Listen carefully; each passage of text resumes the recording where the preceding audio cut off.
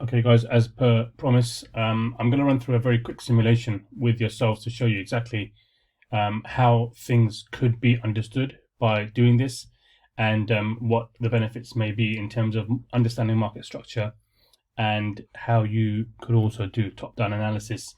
Now, I have got a video that I've recorded personally for myself and a small group in respect of a GU simulation for the week.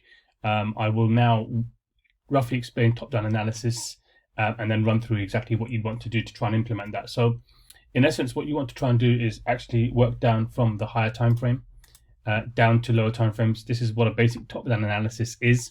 So you want to try and obviously work down from the monthly to the weekly, the daily, and then down to possibly even the 1 hour to see exactly what market structure is doing. What you also need to understand is that the market will always respect higher time frame structure more so than lower time frame structure, as there's a lot of noise and a lot of yo-yoing and intermediate buy and sell moves that occur on the lower time frame structure that only are done to manipulate what is required then to play out on the higher time frame. So I tend to basically stop my analysis at 4 hour. When the move then starts to enter a particular zone of interest, I will then probably try and analyze it on the 1 hour and see exactly where there are some smaller level areas of interest and points of entry that we could possibly be targeting. So what I'll do is explain for now exactly what we do as a top-down analysis, and then we'll play the previous week and explain how that could be used to understand exactly what trades could have been taken and how market structure is read as the candles develop. So we can see here clearly we got a bearish bias on GU on the monthly, and we obviously look at market structural points and determine our high and lows and see exactly where structure is going. So you want to try and obviously mark out swing high and swing low points, which will show you higher time frame structure and structural points that are being respected in respect of then continuing the move either bearish or bullish. So you want to look at high and lows and see how they get respected and where areas tap into to then reverse and move off in different directions. Higher time frame areas of supply and demand will basically be areas of larger scale reversals, and as you get down onto the lower time frame candles, you'll see that what is seen on the higher time frame as a large candle is actually broken down into many smaller moves on the lower time frame. And what people fail to also understand is candles, bodies, and wicks are all candles on the lower time frame structure. So even though this is a candle on the higher time frame, these are multiple and many candles on the lower time frame, and this is an inefficient move on the 1 month where the market has come in, wicked up and wicked down very quickly and left behind inefficiency, and the candle body itself is actually efficient price action where the market opens and closes in a particular area. So what you'll want to try to do is target specifically the wicks on candles on higher time frames, because that is where the inefficient price lies on lower time frames. So as we've done, we've analyzed the higher time frame structure. We can see that it's bearish. I'll just get rid of these drawings here.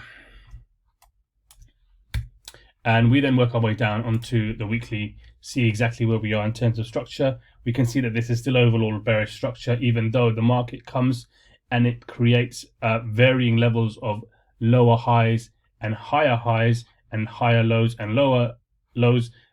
You can see that the overall trend being bearish, the highs are always respected. So wherever a structural point gets placed into the market, that area will be respected as long as the trend is pro-trend, in this case bearish.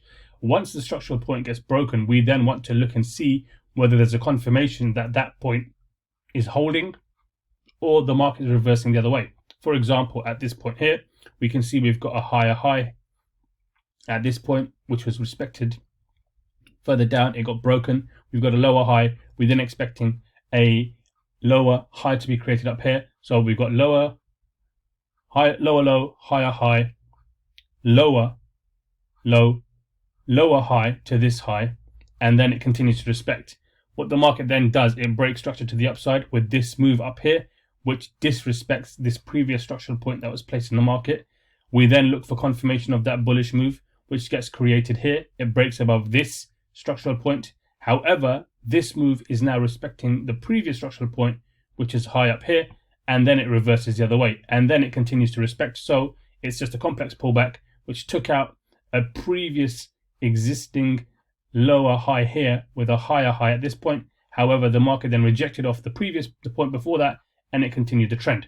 So what we also need to bear in mind is that we shouldn't always consider a break in the market as being a massive push to the upside. It may well be that it's just retracing, taking liquidity, it comes in to fill this area of imbalance, and then it kind of moves off in the pro trend from that point. We then go down onto the weekly, and we can see further again that that move has just come to fill in imbalance that was lying in this area, and it respects the supply candle at this point here, which created that break to the downside. This supply candle was respected, the market comes, takes liquidity, enters the supply, and sells off. We move down onto daily, and we can see daily trend is obviously bullish. At this point, it touches the supply candle that we just mentioned, it turns bearish and continues bearish at this point, and we are now in a bearish trend. And we are looking for pro trend bearish, so we are effectively targeting the sells in this market. There is a way that you can do counter trend trades and buy up into those zones. It's a complicated matter, and I wouldn't expect people that are unseasoned in the charts to do so, because it can be a very difficult thing to do, where you get tapped out in liquidity on lower time frames where the market does not respect lower time frame structure but is at the same time respecting higher time frame. You've got to look at the market as looking at it through a telescope. The further you zoom in, the more detail you will see. The further you zoom out, you will get the basic image of what's happening, but there are a lot of finer workings within what you're seeing that you are not able to see when you look at it on a higher time frame. So we can see here, obviously the trend here is very, very busy. We've got a lot of candles breaking up and breaking down. However, on the higher time frame, obviously that move is made less complicated, and the higher you go up, it's made even less complicated. So this is why we say use the higher time frame to determine your bias, and also to set your structural points of supply candles and demand candles, and structural points in the chart of high and lows, because they will be more respected even on the lower time frame. And when they get broken in the lower time frame, that is when you then need to go down and then see exactly what is happening at an even lower time frame to see whether the market is shifting, which is what we call lower time frame confirmations. So the higher time frame will give you the rough idea of what is happening. The lower time frame will obviously then give you further detail in respect of how that move is going to be created, and we'll explain that as we go through the video. So on the daily chart, we can see that we're in a bearish trend, as we mentioned. We clearly can see rejection off the daily supply candle that we marked up at the top. It hasn't been fully mitigated. The zone is still respected to a certain degree because it's merely been tapped. It has been tapped twice, but it hasn't been fully mitigated. So it's still a zone that we could probably see the market come back to. And we can see that on the daily trend, we are selling at the moment. Our pro trend bias is to sell. So we will be more leaning towards getting into a sell wherever the market prints that, because we know those are trades that we can possibly hold for a longer time. Now, you also need to bear in mind where you are in market structure when the trade basically comes onto the table. So at this point here, if on this particular day we saw a sell taking place, we want to see where we are in the formation of this candle through the day to see whether that is a favorable point for us to be entering. Now, obviously, if the market opens up here and we enter a sell, it's a great sign. If the market rejects off the 50% of this candle before it, which shows it respecting the zone, that we then buy this candle all the way down.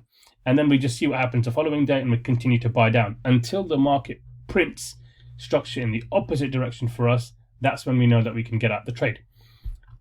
As we go down to lower time frame, you want to probably look at the 8-hour as well and see exactly where there are structural points in the view of supply and demand candles. So we'll just go through that very quickly as well. A supply candle is a candle at the top of the chart, which is a means of breaking the chart lower and creating a bearish bias. So where the market breaks structure to the downside, this green candle, the last buy to sell, the last up move before the down move that broke structure, is what we would call a supply candle. And in the opposite direction, when we have the market coming into a zone and it rejects off that area and buys up and breaks structure, either intermediate structure or higher time frame structure, that is called a demand candle. So this is why I refer to them as supply and demand candles or supply and demand zones. Other people refer to them as order blocks. I have a very different understanding of what is an order block, because many people assume every supply and demand candle to be an order block. I do not. An order block is very different for me to what other people assume them as. So you will always hear me referring to these as supply and demand candles. And very, very rarely would I refer to them as an order block until it kind of meets my criteria for referencing it like that. So we'll just stick to supply and demand candles.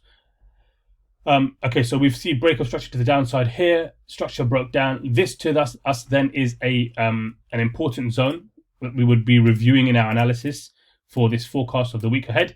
So effectively, that zone, we can see it's already been broken, it's been taken. And what the market does, it targets then the area above. So when the market came and broke this area of supply where we were expecting the market to come and sell from, we know that this area was due to be respected. However, this particular day, it blew through. And if we go down to the lower time frame and we mark this area, let's just see what happens. So pull that across, we go down to the 4 hour, and we can see the market came in. It came very aggressively into that zone, which led us to believe that it was going to be respected. On the even lower time frame, 1 hour, you can see it kind of comes in, stutters in, finds a bit of resistance, rejects off the zone. However, it does not respect the zone because it's already been broken. And we can see where it gets broken, it comes up and it taps another supply candle at the top on a lower time frame, which has been a means of short-term break of structure. So it takes liquidity at this point, rejects off that area, does not break structure down here. Therefore, the move continues bullish. So it continues bullish, breaks up higher again, and where it breaks up into at this point, we can see it fills an area of inefficiency within the candles here, which on a higher time frame would be a larger zone of inefficiency, and we can see it here. So this particular zone, the supply candle got broken. The supply candle got broken here, it got broken here, respected and broken. It came back, tested this area of inefficiency, as we can see when we pull it across. This is where the market tapped into, took almost 50% of this area, and is now rejecting off. So what we are assuming, as we will now play the week ahead, is we're going to assume that the market has rejected of this area. We want it to see it respecting this area that it's now created as a buffer and a barrier, because if it wanted to break up higher, it would have with these two candles that are formed. So we're assuming that it's going to come and test this area somewhat and continue to sell down. When it sells down, we are hoping that it comes and it hits a demand zone, which we've got marked up here, which is the last sell to buy, which broke structure here and broke structure here, and then moved up into this zone. So there is relevance for us to target this area to then buy back up, because it has shown now a bullish bias on the lower time frame to target a higher time frame daily supply zone. So we're going to assume that that's the move that's going to transpire, and we'll play the chart and see what happens. So we can see it's come up, it's tested the area. We now want to see it rejecting, and it sells down,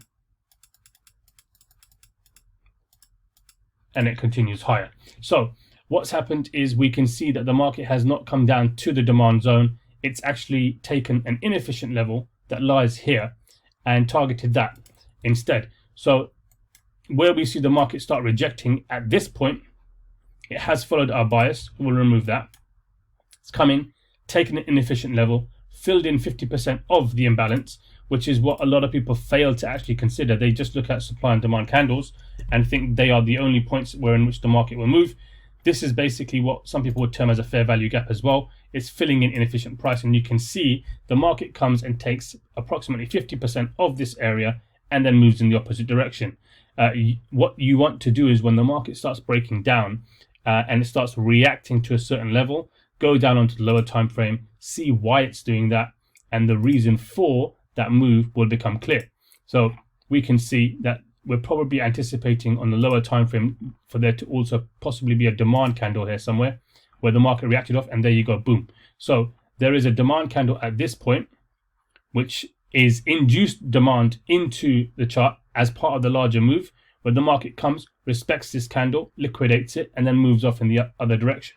However, let's stick to the higher time frame, and we will just refer to things through the 50% rejection rule. So the market comes down, sells down into an inefficient zone, takes 50% of that area or close to 50%, and starts rejecting off it. So this would have been a trade that we could have played. As per our analysis, we enter where the market starts to reject. It gives us a confirmation of rejection. We let it break high on the lower time frame, comes back, tests. We enter our trade here. We respect the lows, and we take the ride to the upside. We then target the daily demand zone above. The 1 to 7 trade, 50% of that daily demand zone gets taken. We're good for money, and we've basically cleared a 1 to 6, 1 to 7 trade here with a very decent, fine 14.5 pip stop loss. It's on the daily candle, but we've got confirmation of the move. If you took it at the initial instance, you could have very easily have had a 10 pip stop loss there. With a 100 pip move, it's almost a 1 to 10. Okay, and that's very basic confirmations that we've just played with. So now the market's come into this area. What we want to now understand is the market's entered a supply candle, so we are hoping to see some form of rejection off this supply candle to the downside. The market is bullish at the moment, and we want to see whether it comes back, tests either an intermediate level of demand and then moves up higher again, or it comes and it tests an intermediate level of demand, plays around at this point, and then sells down again to continue lower. So let's see what happens. The market sells down, it fills an area of inefficiency, comes back up, retests. So we would basically be good to buy, go into sells here, because we've seen the market come down, it's tested, it's retraced into this area. The market has already told us it does not wish to go higher than this point. So what we would then do is, where we've got the retracement, the pullback into the area, we can see wicks are being respected, price is being made efficient. This is a sell trade here, so we could possibly enter here and set our stops above the previously respected high. It could either be this one, it could be this one, it could be this one, it could even be this one. Depending upon your risk appetite, you can set your stops wherever you want. Preferably, I would probably go for this one, 7 pip stop loss, and we go for a sell. You could basically continue to enter this on every single candle that forms at this point and load up your trades. We're assuming that the market is now going to sell down. However, we are expecting it to respect the last low that was created to then possibly go higher, because it's in a bullish trend at the moment. Higher time frame, we are selling, so we are wary of the fact that even if we do end up stacking this trade with another trade, that trade will be held for sells because we are in a bearish trend. So let's just assume we're going to hold down to the next level of demand, which is lower down, possibly even targeting this, or we'll leave it open stop loss, open TP, sorry. So let's see what happens and where the market plays to.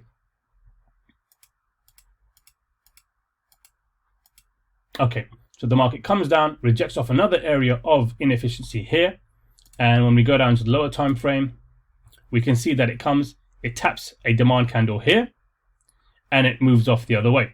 So effectively, this possibly would have been a trade that you could have taken out at losses or break even. So you could have taken a 1 to 5 here, you could have taken a 1 to 8 here if you were targeting the lower time frame, or you could have basically been stopped out at break even where the market reverses. So it reverses, takes out this trade. We'll assume that we weren't in that trade because we were targeting lower lows and looking for market to actually come into 50% of this area, which it did not. It took this demand candle here and moved off the other way. So unfortunately, that probably would have been a trade that we would have lost. We go up the other way, market comes, takes out highs, and now we are assuming that the market will now possibly go the other way. So what we want to see is whether we get a test down to the sell side, or it comes and it breaks high and then it moves higher. So we'll wait for the confirmation first, and then we'll decide what trades to take. Okay, we're getting rejection. So what we would do at this point, the market comes into the area of the supply candle at the top, which caused the break of structure to the downside on this time frame. So we have the market come into this supply candle, respecting the area, it's rejecting off the area, and it rejects off the area again. Even with a bullish candle 2 hours, if we go into that hourly time frame, we can see rejection occurring. We'd want to confirm again what is happening. Okay, it drives deeper. We're still a bit unsure. It's still respecting the highs here. Let's see what happens in the next candle. Okay, it's respecting. It's rejecting to the downside, however. See what happens in the next candle. It breaks through. So now we've got a break of structure here to the upside. We're a bit skeptical. It's probably just another dive deeper into this zone. However, it may be buying now, so we stay out of the trade. The market starts to sell. It starts to sell. Breaks the low here that was created beforehand. So we're possibly in a sell. Comes up. rejects again, rejects again. Okay, so now we're possibly looking for 50% rejection of this wick to go to the upside, or break of 50% of this wick to continue to the downside. Okay, consolidation. Still respecting the high that's been created, so we're still respecting the higher point here. Okay, confirmation of the downside. So this is a big push to the downside. We possibly want to enter the next candle, either with a pullback or where the candle closes. Candle moves off. Okay, we enter. So at this point here, I've actually got my previous entry on that point, so we'll get rid of that. So we enter at this point where the candle would open, and we set our stop loss above the wick that's been created, and we're in that trade. So effectively, we then ride that trade down to possibly take these lows that have been created and enter the zone below. Market respects, market respects, market respects, continue to respect. Even though it comes to entry, it's continue to respect. Okay, we're taken out. So we wait. Okay, so this is the liquidation of the highs. We fill the imbalance in between. We probably look for a second entry at this point. So we move our entry down and we set our stop loss.